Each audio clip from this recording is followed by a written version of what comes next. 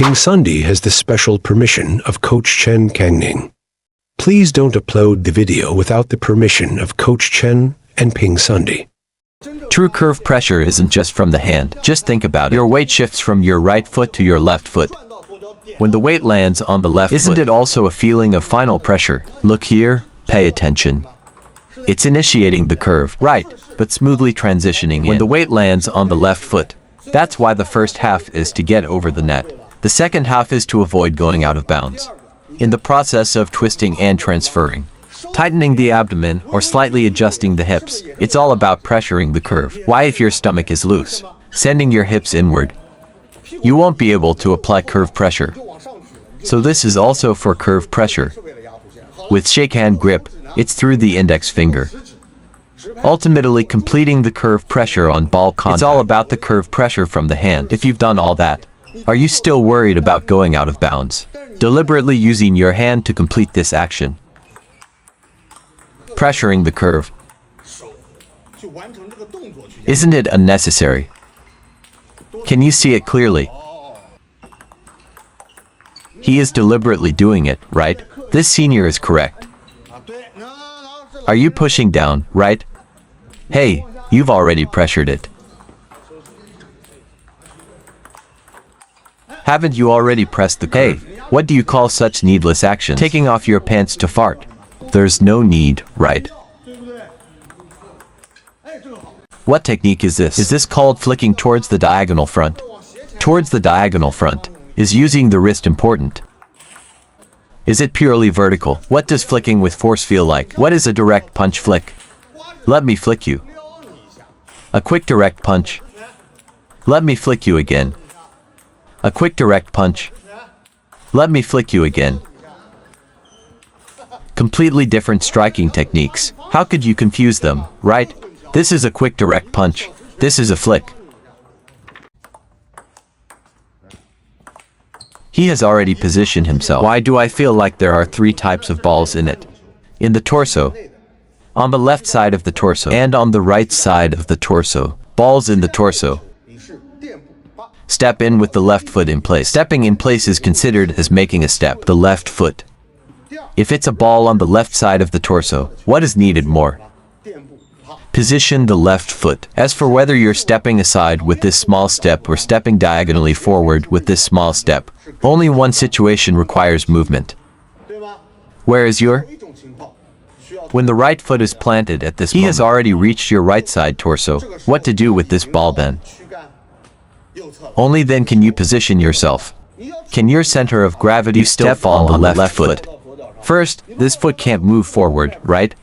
Reaching out to touch the ball, right? So it is very important to adjust the footwork at this time. Then, let's say you position the right foot. Where does your center of gravity fall? The decision should be based on the length and heaviness of the ball, right? Including, there is a sudden short one, you come up to flick or lift. It's a single step, You can even use this momentum, you can still pull it over. Beautifully, single step. The opponent's ball is slightly biased towards the middle. Good single step, then on this side, restore to normal.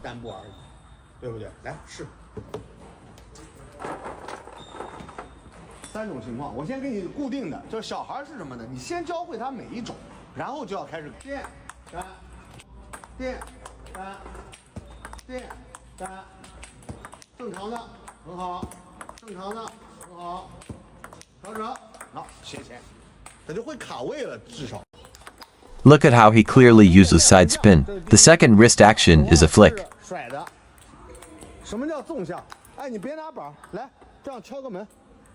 Yes, just follow this method of playing. Can't you even hit this type of ball properly?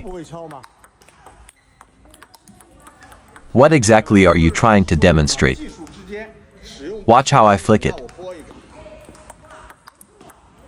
Is it adding side spin vertically? Are you pushing the ball outwards upon contact? Flick the ball outward with your thumb holding the racket. This flick is very vivid. It bounces purely vertically. Do I have a bit of side spin? Is there any or not? Just a little bit of side spin.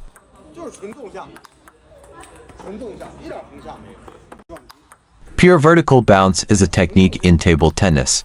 We teach young children the most basic technique called push. However, there is a transitional technique. Just give it a strong forward push. Actually, the bounce evolves from this technique. Why is the bounce also a pure vertical force? It's just that it is an instant gathering of force.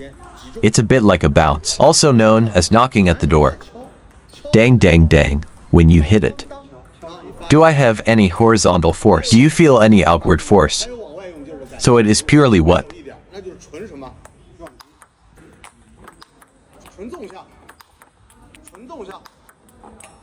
This is called pure vertical. This is called a bounce. What else is it called? Also known as knocking. You said the wrist is loose. Or is it when you contact the ball? It easily generates shaking. Horizontal force is difficult to control, right? And in an instant. It's like a flash. Dang dang dang, can you knock like this? The sound doesn't come out. This is the first. Swinging the wrist and getting injured, right? So, the wrist needs to be stretched out.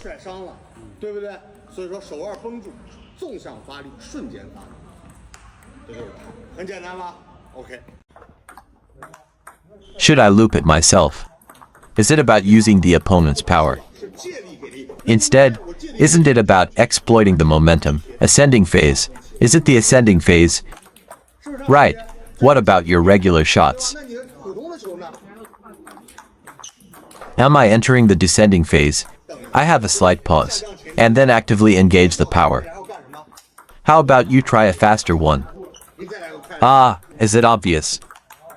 It's clearly faster, right? Let's change and adjust.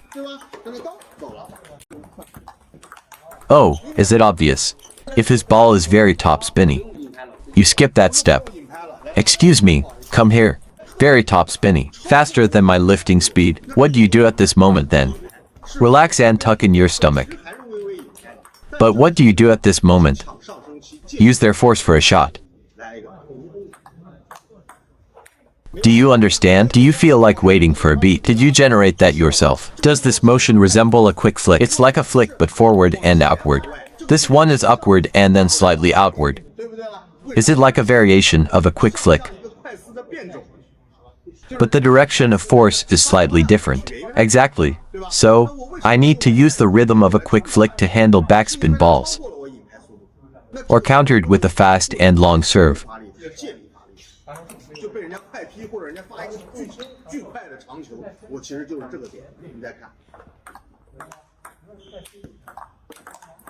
I loop with moderate power. Don't even think about braking too much.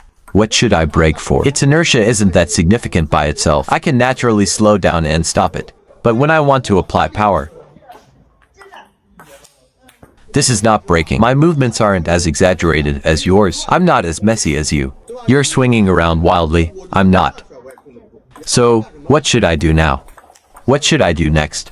Is it obvious to brake suddenly? Braking means decelerating. I easily go out of bounds if I'm not paying attention. Braking is decelerating. Slowing down is no problem. But the more power I use, the more consciously I have to brake, right? Seeing a red light at 100 meters. If you're driving at 50 kilometers per hour, you can gently tap the brakes. You wouldn't run a red light, right? It's the same principle. Focus on 3 key aspects. Redirect your racket slightly higher than the ball at a diagonal back upper corner. Find a spot on the inner side of the ball. Third step, avoid friction. Use leverage to exert force. Diagonal back upper, right? The most crucial step is finding the inner side. Push out. What happens if there's friction? Easy to slip if it's slippery. So, this technique is called focus. Actually, it is a push. It's just like a pushing motion. Contact with the ball is actually pushing. This is a very crucial point. Read more about table tennis on my blog, PingSunday.com. Get free ebook and coaching advices. See you in the next video.